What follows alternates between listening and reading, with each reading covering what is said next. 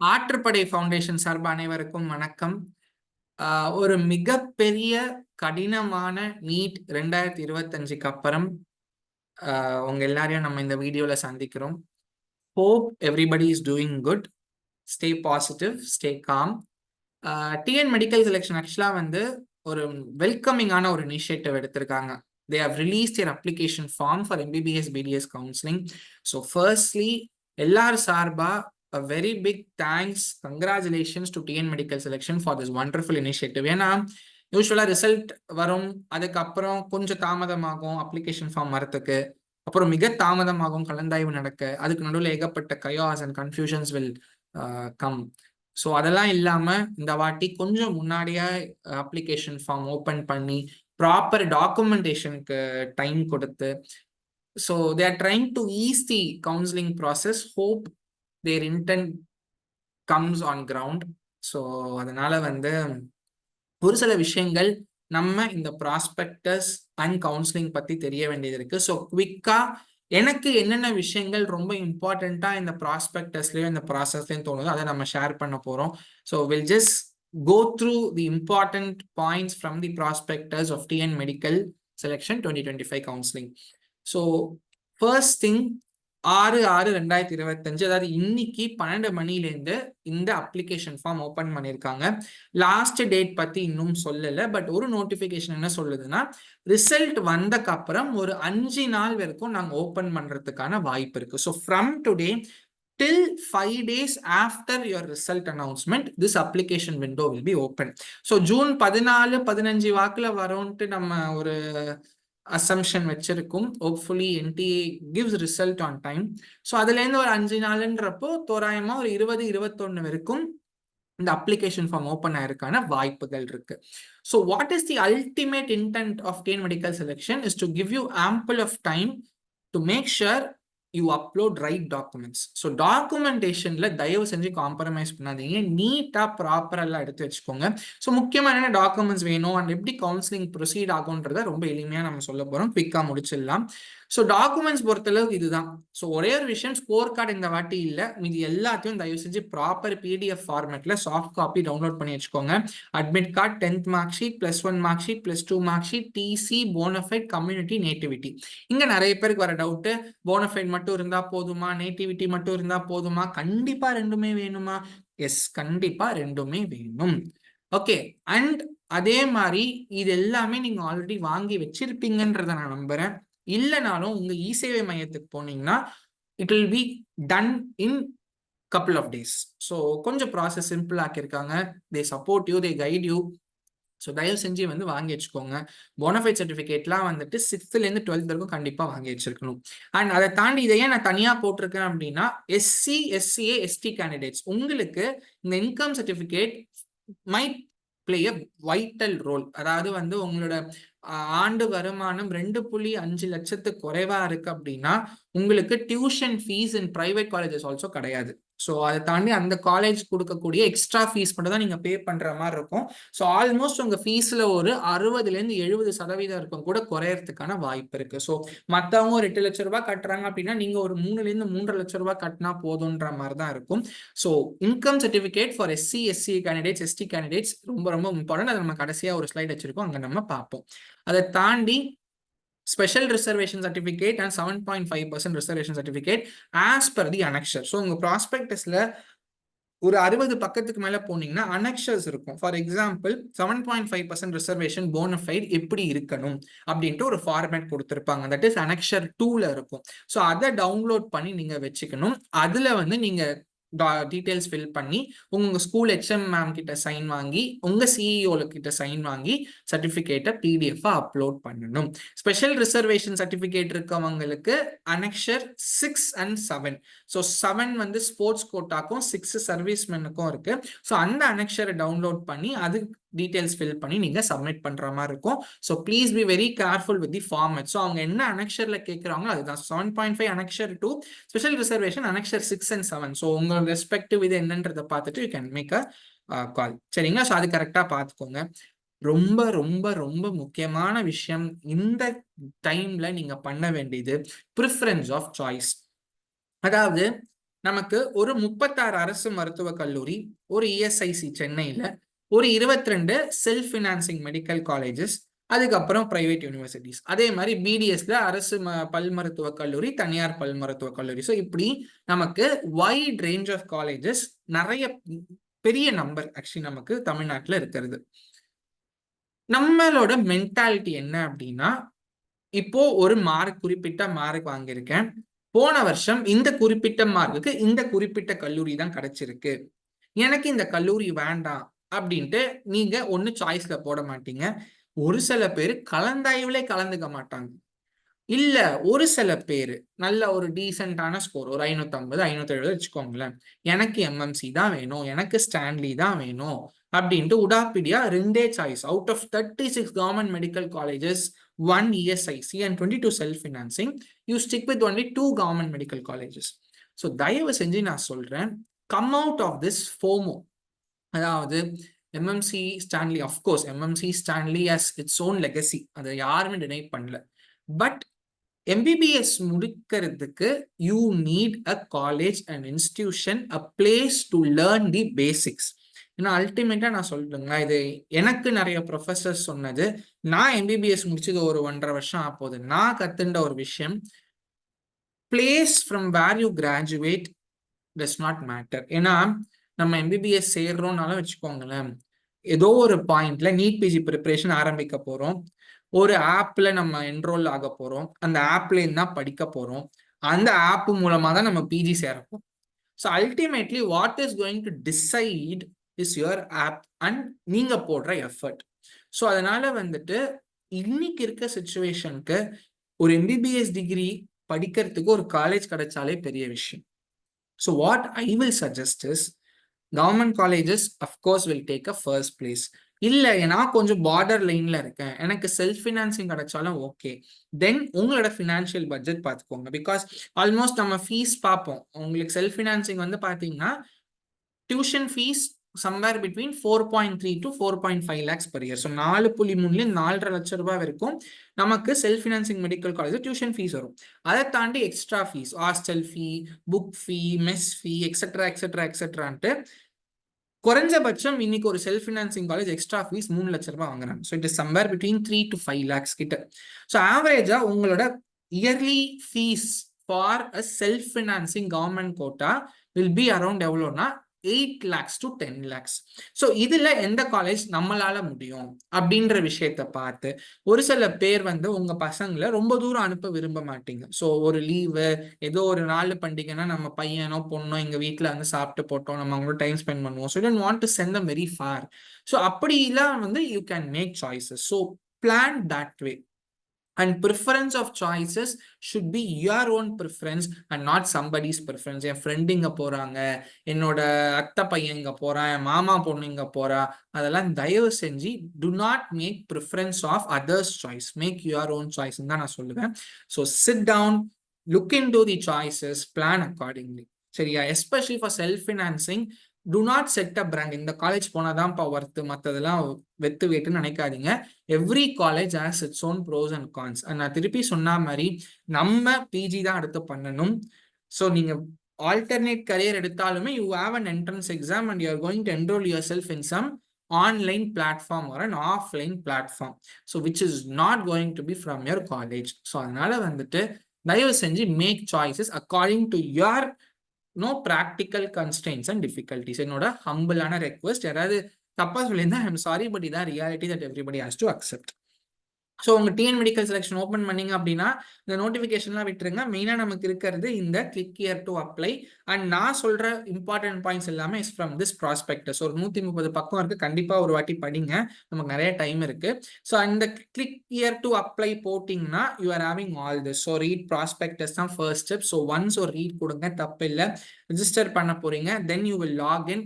And இதுல வந்து தயவு செஞ்சு ஒரு phone number that will be in use. எப்போனாலும் இந்த ஃபோனை நான் யூஸ் பண்ணுவேன், நம்பர் வந்து எந்த மூலை முடுக்குல இருந்தாலும் எனக்கு சிக்னல் கிடைக்கும்ன்ற மாதிரி இருக்க நம்பரை தயவு செஞ்சு பதிவு பண்ணுங்க.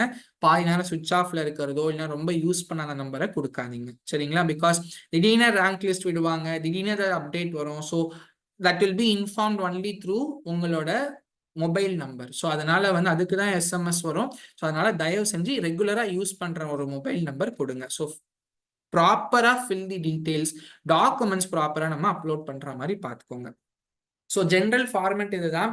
ஸோ அப்ளிகேஷன் ஃபார்ம் கவர்மெண்ட் கோட்டாக்கு தனியாக இருக்கும், மேனேஜ்மெண்ட் கோட்டாக்கு தனியாக இருக்கும். கவர்மெண்ட் கோட்டாக்கு அப்ளிகேஷன் ஃபீ இஸ் 500, மேனேஜ்மெண்ட் கோட்டாக்கு 1000. பட் இது வந்து SC, SCA, ST candidates pay பண்ண வேண்டாம். சரிங்களா? ஸோ நம்ம வர அப்ளிகேஷன்ஸை இந்த கேட்டகரிஸ் எல்லாத்துலையும் தனியாக ரேங்க் லிஸ்ட் போட போகிறாங்க. நீங்கள் கவர்மெண்ட் கோட்டால self financing medical colleges choose பண்ணணும்னு நினைக்கிறீங்கன்னா additionally you have to pay a security deposit of 30,000 and management கோட்டால obviously அவங்களே கேட்பாங்க security deposit of 1 lakh which will be refundable. security deposit is refundable. யாரும் பயப்பட வேண்டாம், கண்டிப்பா கவுன்சிலிங் ப்ராசஸ் முடிஞ்சு ஒரு சில மாதத்துக்குள்ள கொடுத்துருவாங்க. சரிங்களா? So it's refundable security deposit. Government காலேஜஸ்க்கு கிடையாது. நான் வெறும் கவர்மெண்ட் மெடிக்கல் காலேஜஸ் மட்டும் தான் சாய்ஸ் ஃபில் பண்ண போறேன், கவர்மெண்ட் டென்டல் காலேஜஸ் மட்டும் தான் சாய்ஸ் ஃபில் பண்ண போறேன்னா கண்டிப்பா உங்களுக்கான செக்யூரிட்டி டெபாசிட் இதுக்கு வராது. சரிங்களா? ஸோ இதை தாண்டி government quota self financing medical college or self financing dental போடுறப்போ தான் you need to pay this security deposit. சரிங்களா? ஸோ இதுதான் வந்து பேசிக்கான ஸ்ட்ரக்சர். அண்ட் கவுன்சிலிங் பொறுத்தளவுக்கு will go in total of 4 rounds. Round 1, round 2, round 3 stay vacancy. So நான் ரொம்ப சிம்பிளா சொல்லிடுறேன். இது ரவுண்ட் 1, ரவுண்ட் 2 பொறுத்தளவுக்கு you will have free exit. அதாவது எனக்கு ரவுண்ட் 1ல ஒரு காலேஜ் கிடைக்குது, எனக்கு அதை சேர்றதுக்கு விருப்பமே கிடையாது அப்படின்னா நீங்க அந்த காலேஜுக்கு ரிப்போர்ட் பண்ணாம you can get in to round 2. சரிங்களா? ஃபார் எக்ஸாம்பிள் எனக்கு எம்எம்சி தான் வேணும், ஆனா எனக்கு ஸ்டான்லி கிடைச்சிருக்கு ரவுண்ட் 1ல, நான் ஸ்டான்லிக்கு ஜாயின் கூட பண்ணாம I can go for round 2.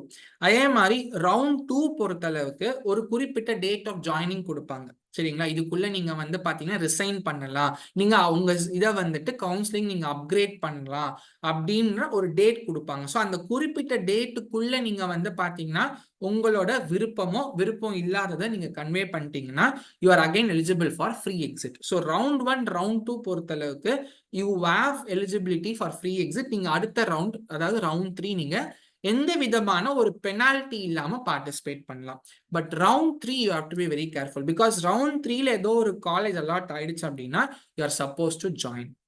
So round 3ல you are suppose to join. So வந்து ரவுண்ட் 3ல நீங்க வந்து குவிட் பண்றீங்க அப்படின்னா you have to pay the penalty fee. So உங்க செக்யூரிட்டி டெபாசிட் போயிடும், discontinuation fee of 10 lakhs penalty pay பண்ணோம், எல்லா fee whatever you have paid everything will be gone, எல்லாமே வந்து போயிடும். ஸோ ரவுண்ட் 3 வரப்போ நம்ம கேர்ஃபுல்லா இருக்கணும்.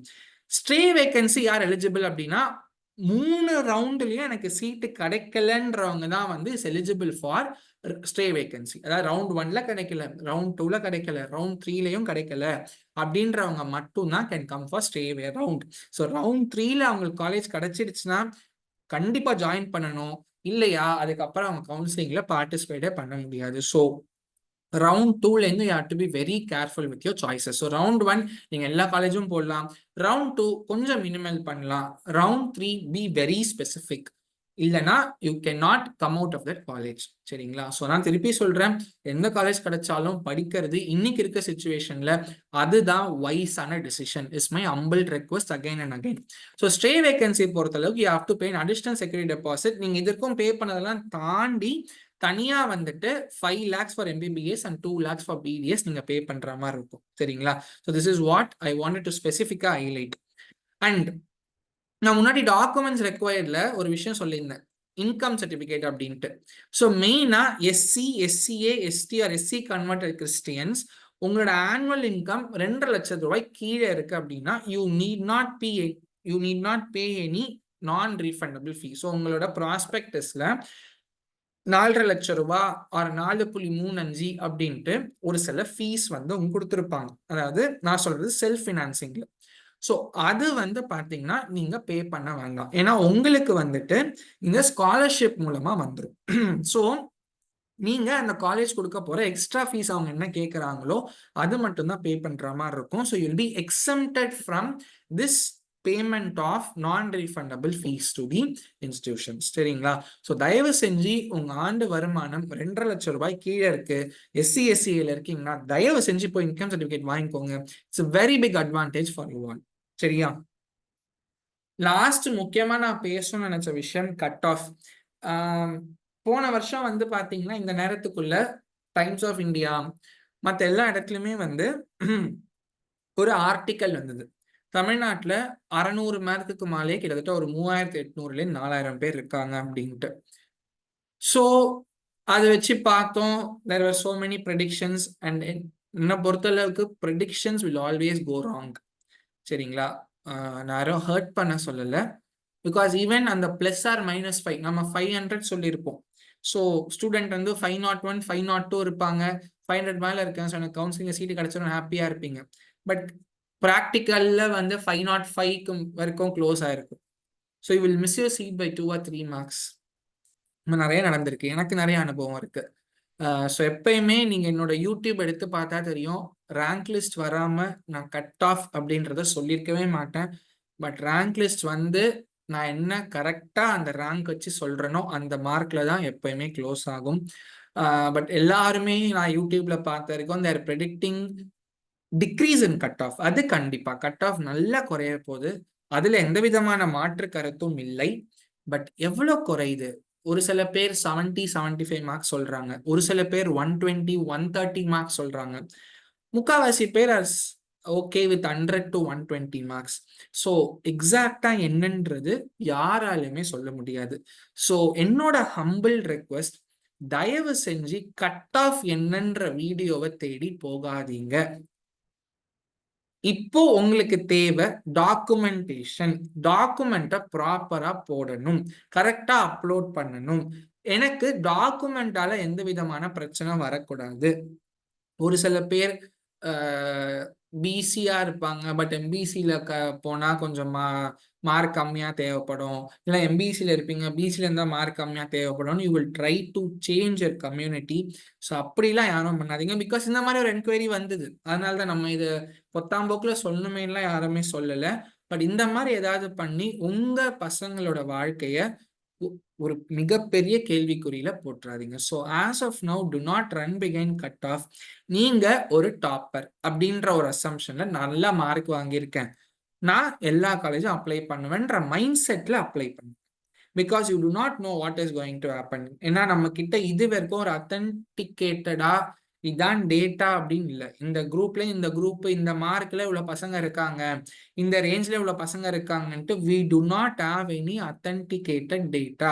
So without an authenticated data நம்மளால கட் ஆஃபே ப்ரெடிக்ட் பண்ண முடியாது. Let us wait. ஏன்னா நம்ம மெடிக்கல் செலெக்ஷனுமே சீக்கிரம் ப்ராசஸ் ஆரம்பிச்சிருக்காங்க. So maybe in couple of weeks will get to know the reality. So result வந்துருச்சு அப்படின்னா மேபி இப்போ அவங்க போற ஸ்பீடை பார்த்தா ஜூன் எண்டுக்குள்ளேயே will get a rank list. So அப்படிதான் திங்ஸ் ஆர் கோயிங். ஸோ நம்ம எதுவுமே ப்ரெடிக்ட் பண்ண முடியாது. நானும் தப்பா போய் அவங்க ரேங்க் லிஸ்ட் ஜூலைல கூட போடலாம். ஸோ நமக்கு எதுவுமே தெரியாது. ஸோ கொஞ்சம் பொறுமையா நிதானமா ஹம்பிளா இருங்க. I always say this to every medico that I get to meet. அங்க MBBS போனக்கு அப்புறமே சொல்லுவேன், medical profession is about living with uncertainty. இப்போ எப்படி ஒரு கோவிட் பேண்டமிக் அப்புறம் திடீர்னு ஒரு கோவிட் ரைஸ் வருது, மாஸ்க் அப் பண்ணுன்னு சொல்றாங்க. So it's evident that we have to live with covid rest of our life. கரெக்டா இந்த வேர்ல்ட்ல கோவிட் ஒரு பக்கம் இருக்க போது, நம்ம ஒரு பக்கம் இருக்க போறோம், திடீர்னு ஒரு கேஸ் ஸ்பைக் ஆகும், கம்மியாக போகுது. This is what we are going to live with. இதான் நியூ நார்மல். அதே மாதிரி எல்லா மெடிக்கல் கிராஜுவேட்டுக்கும் ஆர் MBBS உள்ள போனோடனே your new normal has to be நிதானம், பொறுமை, accepting uncertainties, accepting வந்து etcetera etcetera. You will get to no all this. நீங்க மெடிக்கல் காலேஜ் வந்தோடனே வந்து தெரிஞ்சிடும். ஃபர்ஸ்ட் இன்டர்னல்லே நம்ம ஃபெயில் ஆகும். ஸோ இந்த மாதிரி நிறைய ஜாலியான மூமெண்ட்ஸ். இன்னைக்கே I look back and laugh. என்னோட HOD நான் பார்க்குறப்போமே பேசுவோம், என்ன சார் என்ன ஃபர்ஸ்ட் இன்டர்னல் ஃபெயில் ஆக்கினீங்க தானே அப்படின்ட்டு. So that's how field is. So ஒரு மாதிரி ஒரு different phase of life actually. So one thing is you have to live with uncertainty. So அதை வந்து தயவு செஞ்சு வந்துட்டு ஆஸ் அ மெடிக்கோ ப்ரொஃபஷன் இன்னைக்கே நீங்க அதுல இருந்து வந்துட்டு அந்த ரியாலிட்டி அக்செப்ட் பண்ணி போவீங்க. So see you in another video. கண்டிப்பா இதுக்கப்புறம் யூடியூப்ல ரெகுலர் அப்டேட்ஸ் நம்ம ஆற்றுப்படை வரும். So if you have any queries கண்டிப்பா contact, please WhatsApp at this number. So any doubts I will try to address. Thank you so much. Take care.